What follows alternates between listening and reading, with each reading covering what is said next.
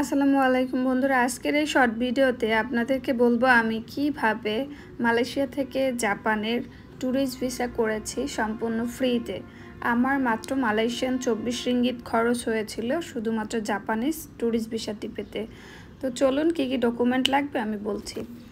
আপনি যদি স্টুডেন্ট হয়ে থাকেন, আমি যেহেতু এখানকার MBA স্টুডেন্ট, আমার ইউনিভার্সিটির NOC লেগেছে, আমার ব্যাংক স্টেটমেন্ট, আমার পাসপোর্টের কপি। অবশ্যই পাসপোর্টে আপনার 6 মাস ভ্যালিডিটি থাকতে হবে, অর্থাৎ আপনি মালয়েশিয়াতে যে আছেন সেখানকার ভিসার মেয়াদ 6 মাস থাকতে হবে।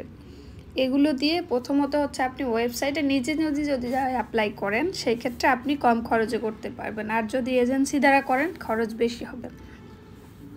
তো এরপরে ওয়েবসাইট থেকে আপনি অ্যাপয়েন্টমেন্ট নেবেন। অ্যাপয়েন্টমেন্ট নেওয়ার পর ওরা আপনাকে ডেট দিয়ে দিবে, সেই ডেটে আপনি আপনার সমস্ত কাগজপত্র নিয়ে যাবেন। আর ব্যাংক স্টেটমেন্ট 6 মাসের লাগবে, গত 6 মাসের ব্যাংক স্টেটমেন্ট দেখাবেন। আমি দেখিয়েছিলাম মালয়েশিয়ান প্রায় 15,000-এর মতো ব্যাংক স্টেটমেন্ট দেখিয়েছিলাম, আপনারা দেখাবেন এভাবে। কিন্তু বিগত 6 মাসেও যেন আপনার অ্যাকাউন্টে ভালো একটা লেনদেন থাকে সেই দিকে খেয়াল রাখবেন।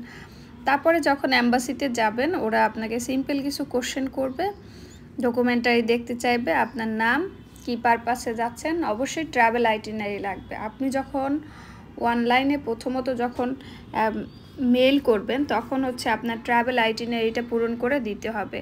তো এইভাবেই আপনি ইজিলি পেয়ে যাবেন